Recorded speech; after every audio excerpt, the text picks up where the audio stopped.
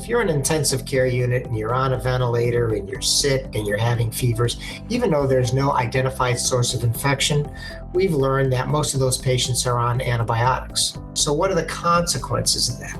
We call this cause ecological collapse of the normal microbiome.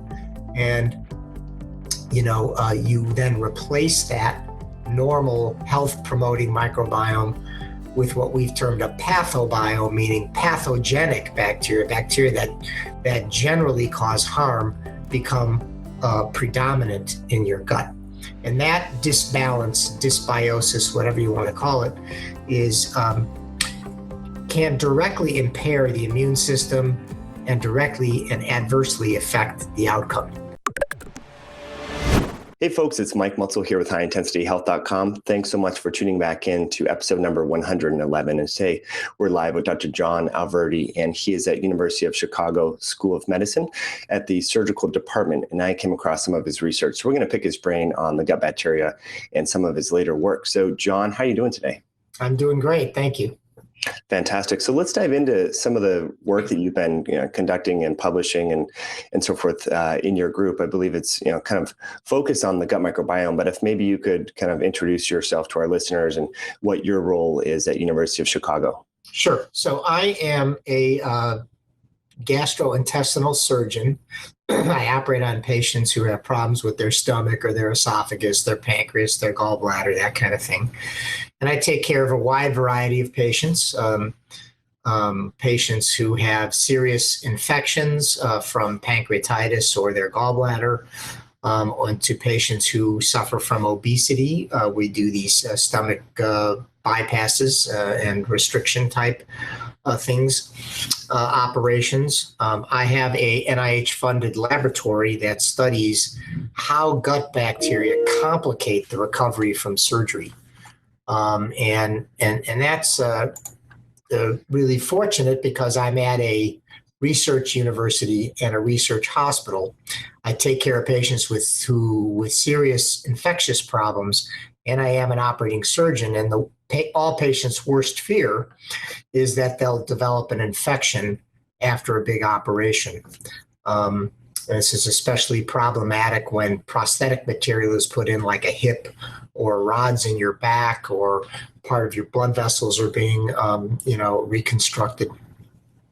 And so I've been doing this for 20 years, and I have a lot of expertise in applying the latest molecular techniques to try to understand problems that sort of have eluded surgeons, that they've always framed as mechanical problems. Why did this happen? Well, you didn't put the stitch in right, or you didn't wash your hands, or this, that, and the other. And there are many more complicated explanations for that. I'm also the president of the Surgical Infection Society of North America, which is a group of academic surgeons who meet yearly and discuss infections and surgery. Wow, fantastic. You have quite an impressive background. And what I like most about your work is you're really trying to bring this bench to bedside understanding and get people kind of to increase their awareness of the gut microbiome and different changes associated with surgery. And one of your recent papers was about prolonged intensive care unit stay. It's actually linked with reduced bacterial diversity and increased susceptibility to sepsis. So maybe we could start off with, how did this hypothesis come about, maybe some early observations, and then what were the results of that study?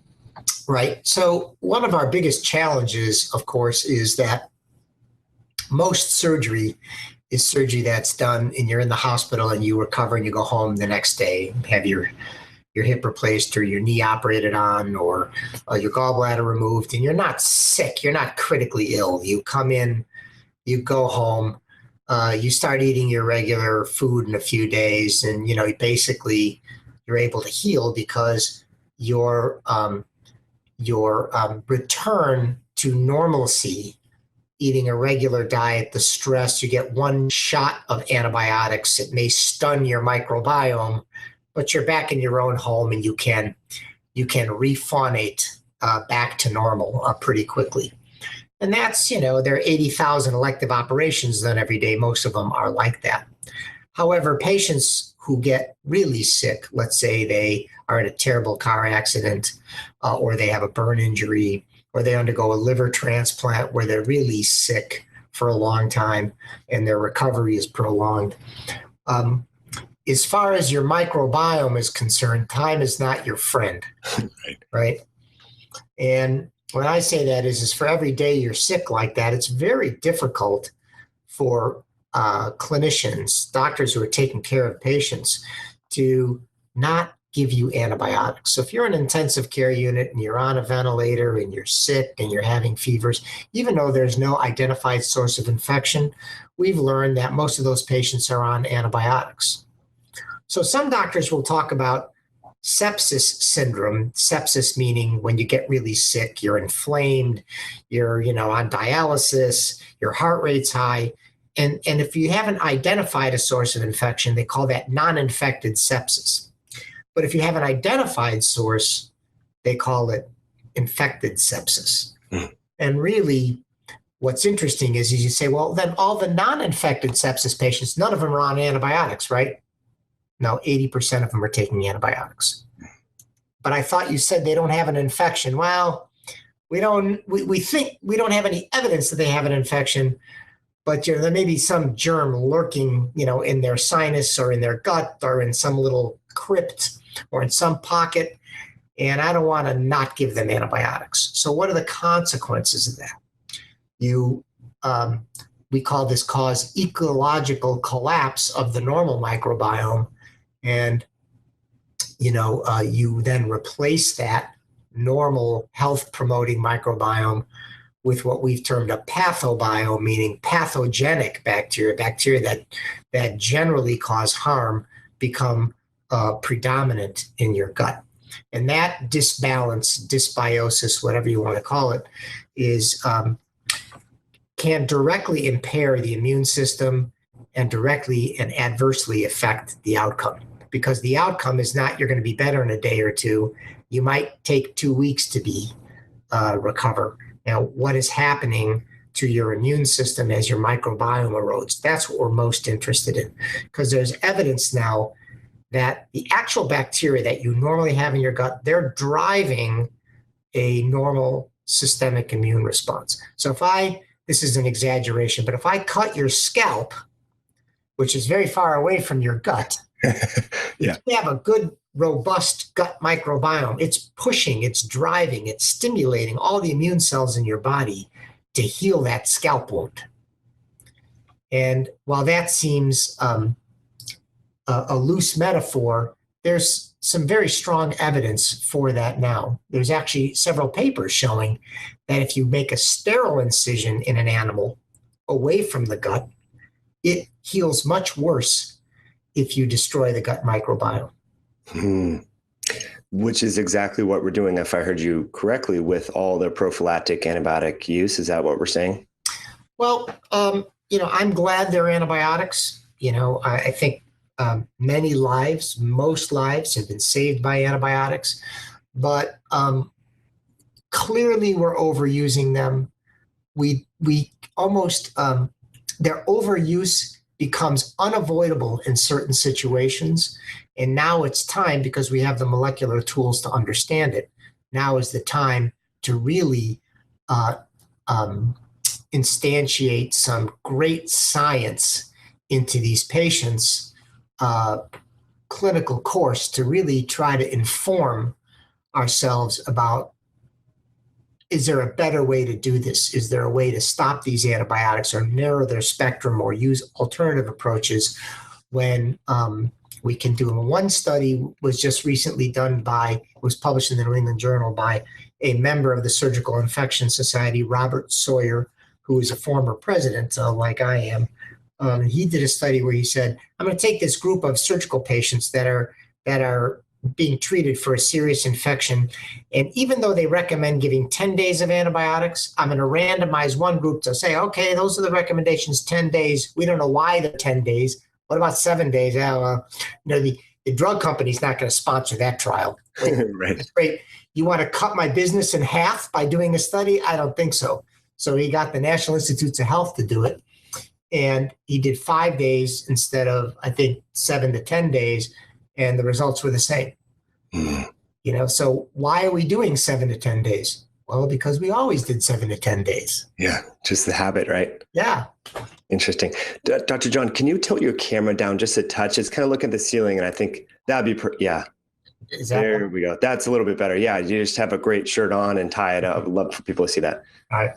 Great information there, Dr. John. Now let's talk about the nutrition in the hospital setting. What role do you think that has on the composition and or reduced bacterial diversity associated with long stays in the hospital? Do you think there's a factor there? What sort of foods should people be eating? If they can eat foods, maybe they don't have gastrointestinal surgery. It's another kind of systemic procedure. Any thoughts there? Yes. So I worked in that field a long time, and it's very interesting that our GI tract is a bioreactor. So all the bacteria in our GI tract are the ones that through which the food first passes, and it has an effect on our health. So I'm gonna use maybe an unscientific but interesting analogy about this. So it would be wonderful if we could figure out what is in delicious wine and run it through a mass spectrometer and understand each and every chemical that's in there, and then just synthesize perfect wine without having to grow the grapes and everything. And that's never going to happen because, the whole is much more than the sum of the parts. And there's a certain chemistry and fermentation that has to go on. These in physics are called emergent properties that emerge that you cannot predict are going to emerge when you mix two things together. And so we have that same problem in the gut. The foods that we give in the hospital because patients are sick are those foods that we've deduced those are what's in the blood. What goes in your mouth ends up in your blood. So let's just make chemicals that should be in your blood, and we'll pass them through your gut or directly into your vein, and that should be good enough for you. And it turns out that's not it. Yeah. So then, to the same analogy with wine, people say, let's see what's growing in the gut, what the bacteria are making, short-chain fatty acids, glutamine, let's take all those chemicals that the bacteria are making from the foods that we eat, mix those up in a formula, and that should do it. And that's definitely not working. And so, we do what we can. These are called chemically defined diets. We know they're inadequate. We know they don't have the same effect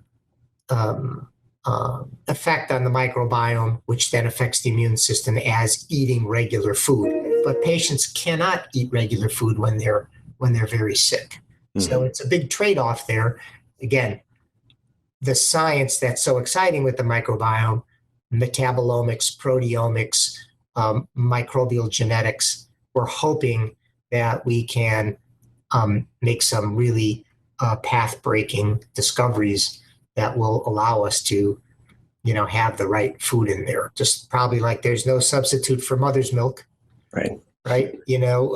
Everyone, Nestle and all these companies, Abbott would love to have a infant formula that's as good as breast milk.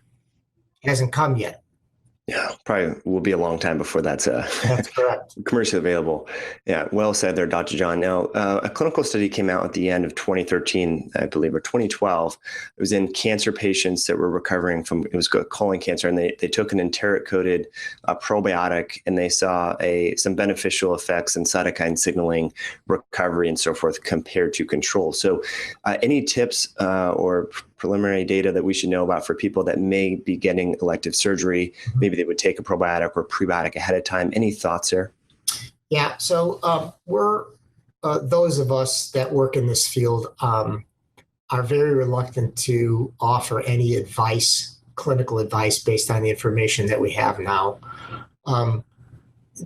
There are a number of studies that have shown that probiotics, and again, just to define them, they're live cultures of bacteria that are thought to be health-promoting bacteria. And you can take them in large amounts and hopefully overpopulate your gut with more good guys than bad guys, What we don't know is what happens to them when you get a big slug of antibiotics, because you take them, let's say for a week before the surgery, then you go into surgery and the doctor gives you, especially for colon surgery, they give you oral pills to clean out your gut and very strong intravenous antibiotics. And you hope, that destroys the Amazon rainforest in your gut, but you're hoping that the probiotics you took kind of hang in there and tie you over. And that may be what they're seeing. I think, this is a personal opinion, and I know this is the opinion of many very large companies. If you could really boil that science down to much more high resolution readouts, much more granular information about what you need, you could really come up with something that's very powerful. And I think they're on the right track. It's just that, many of those over-the-counter drugs are one strain or two strains of bacteria. And, just as a garden doesn't look beautiful with one seed of flower, you're not going to, in my opinion, be able to faunate and maintain the diversity that you need to maintain your health with a single strain of bacteria. Also, we need to probably rethink about how to give those regimens of antibiotics, because again, they're unavoidable. We shouldn't have to wipe out our whole gut microbiome just to prevent getting a wound infection. Right. Maybe there's a way of locally delivering the antibiotics without having to give them systemically, so that you can keep what you have. Your friends with benefits, you can keep them, and you can wipe out any invaders that might be coming in the wound when a surgeon makes an incision. Yeah, beautifully said, and great practical advice there. Now, there's an emerging kind of notion in research, this low-grade sepsis known as metabolic endotoxemia. And up to now, we've been talking about surgical-induced or trauma-induced sepsis, which would be kind of an overt perforation in the intestinal lining. Right. Can you speak to this metabolic endotoxemia? And you mentioned that you work with overweight patients, and we know that there's at least some correlations between high blood levels of endotoxin and links with diabetes and obesity. Any comments or thoughts on that?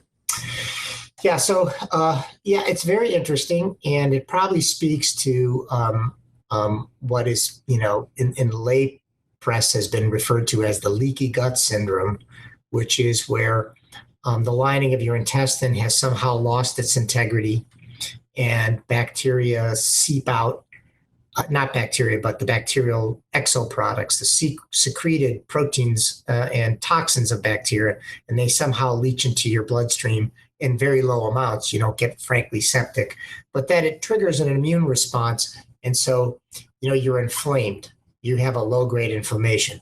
And this spans all the way from diseases, disorders like autism, fibromyalgia. People are even invoking neurodegenerative disorders such as multiple sclerosis and a bunch of other diseases for which there's no identified infectious agent, like with polio or with tuberculosis. It's still a theory, and it's not clear that the endotoxin in the blood, whether that's just a marker for the problem or actually driving the problem. It's more likely to be a marker. Well, there's something wrong, and yes, your gut's leaky, but the actual cause of that problem is not just the endotoxin in the blood. That's the consequence of the problem. The driving cause is something else. And the more we grind down on the gut bacterial interface, think of this for a moment. Your gut's so smart that when you eat food, it only lets all the good stuff in and keeps all the bad stuff out. That's a pretty discriminating GI tract. At the same time, it can survey everything that's in there and make sure you're ready for anything at any time. And it does that in a very complicated way. It's not just these gates that open and close and let things through. It's much more molecularly complex. There are ways for bacteria to get into lymph nodes, and then those lymph nodes, it's sort of like having secondary and tertiary checkpoints. The lymph nodes might say, how did you escape through here? And that'll kill it and detoxify it.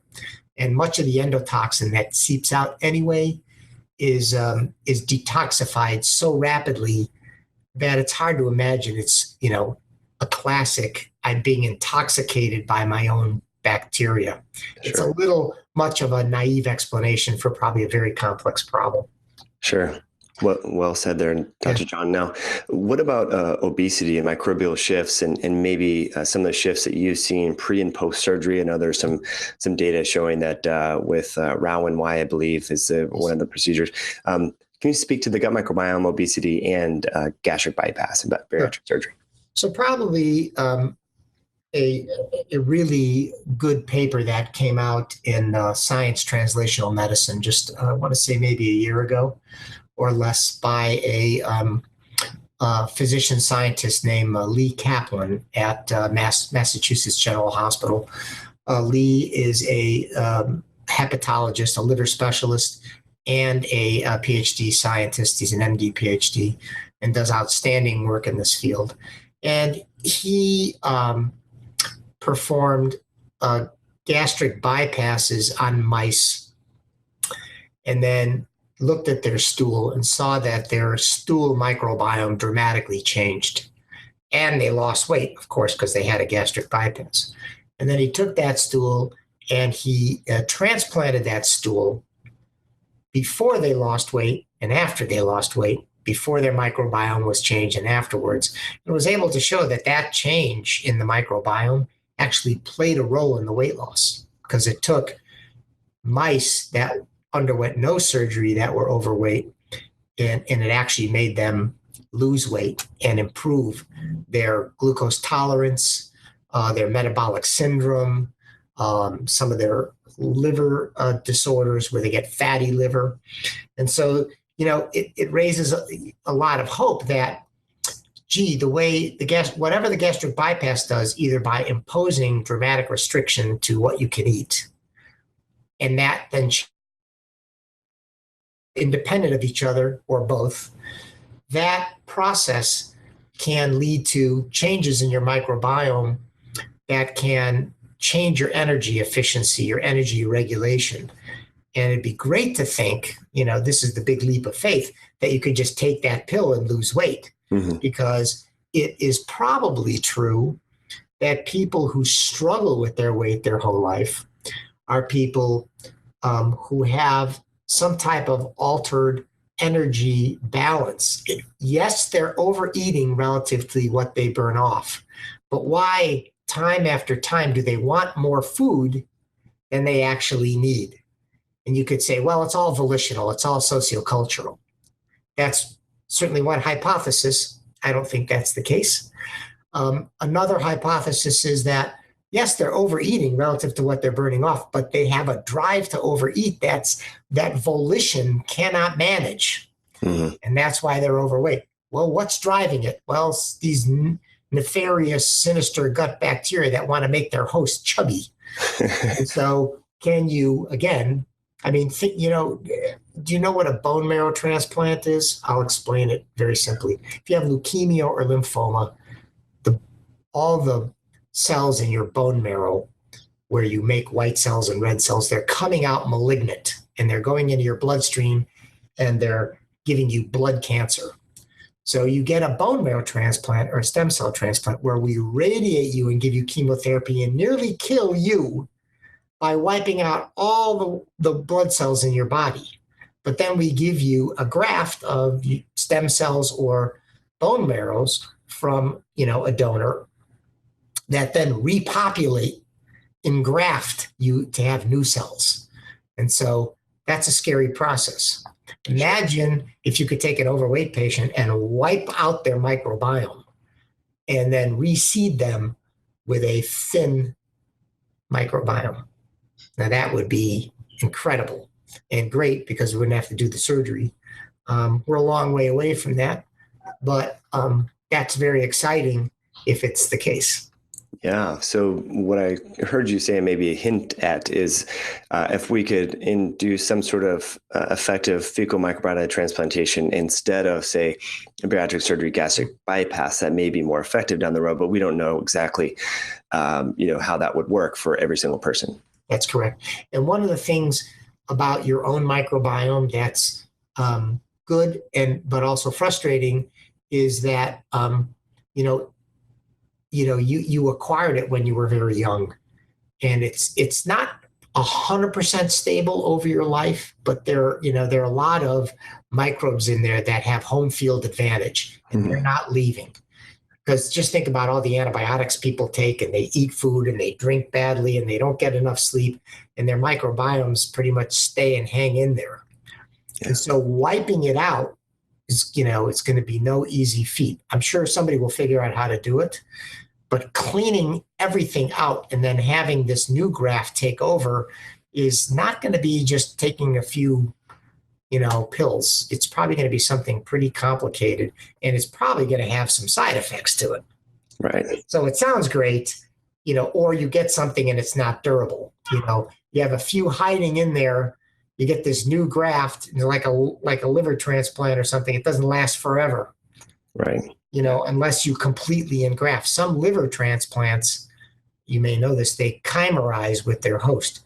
They become one, and you don't need any more immunosuppression. It's like your body accepts it 100%, and you are literally engrafted for life with that liver. You don't need to take another pill again.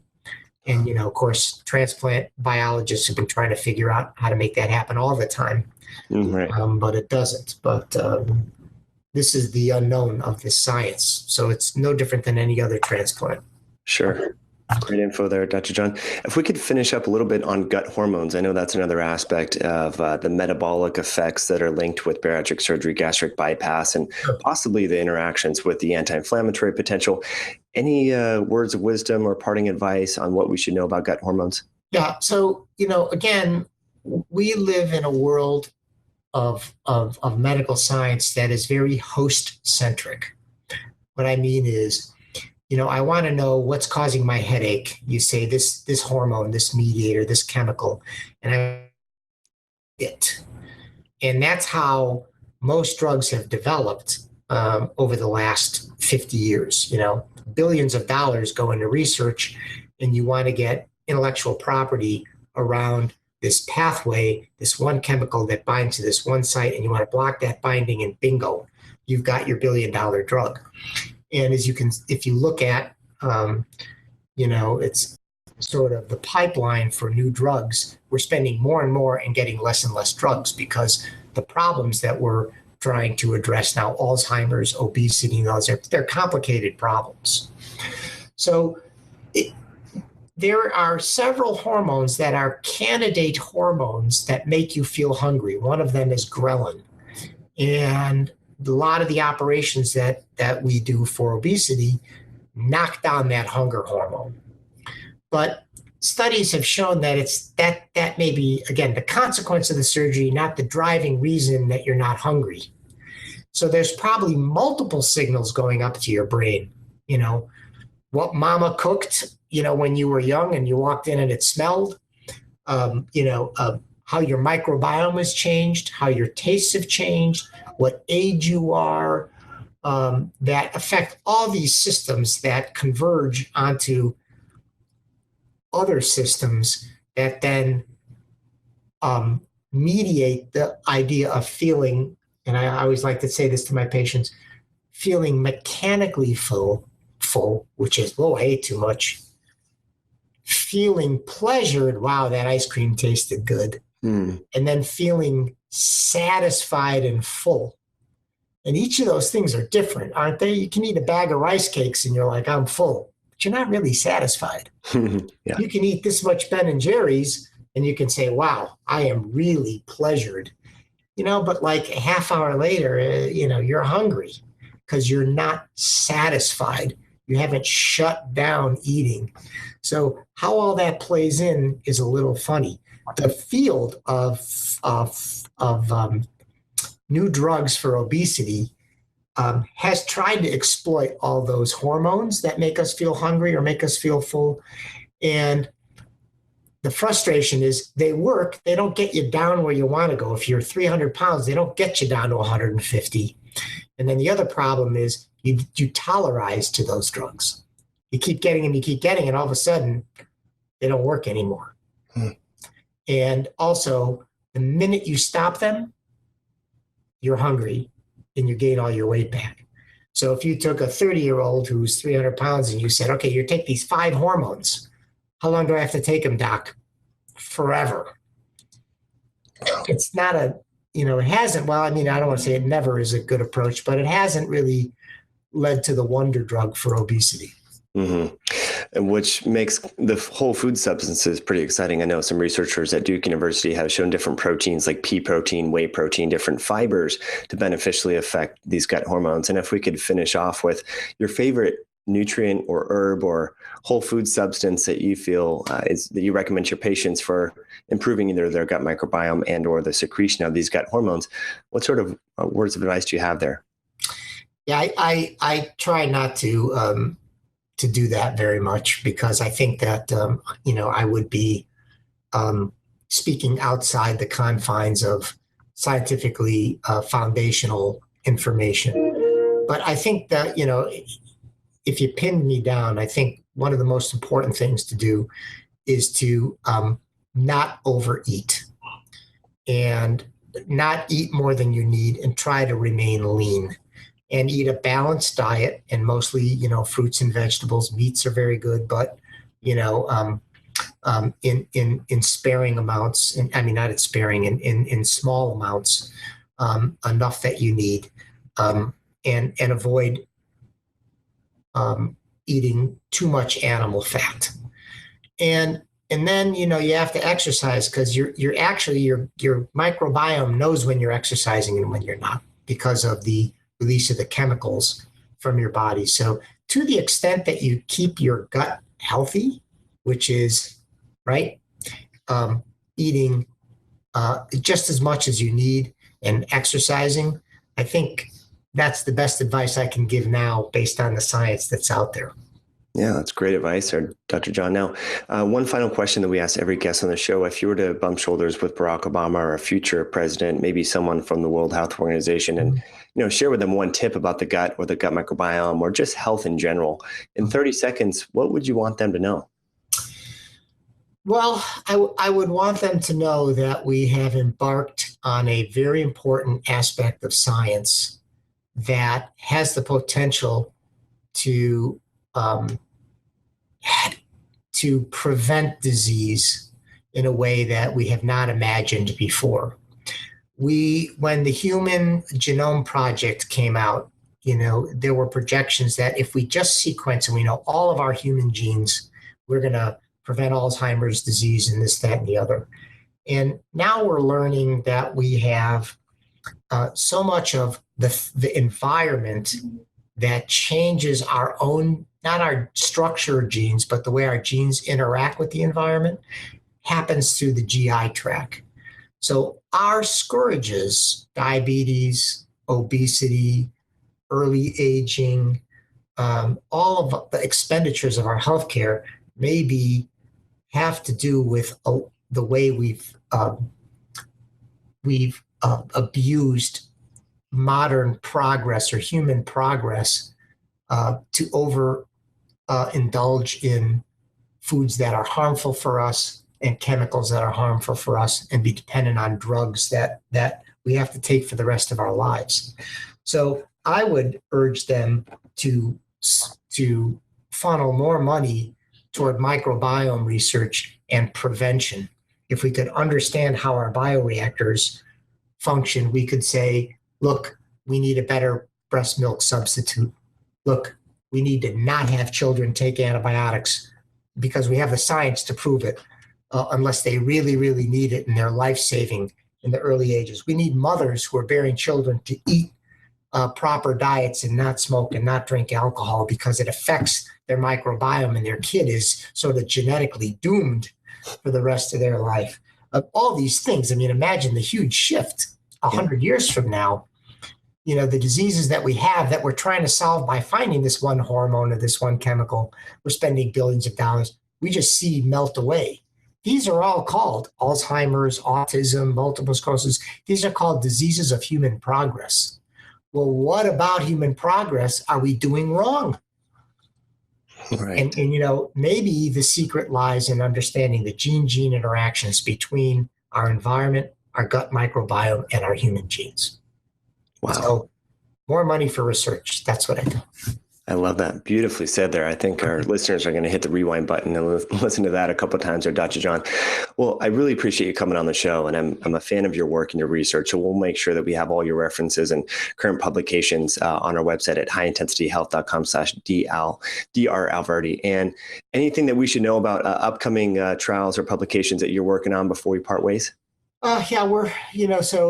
One really exciting trial we're working on, we're going to be submitting a very large grant to the National Institutes of Health on, and we have 20 of the premier university medical centers participating, is a problem called anastomotic leak.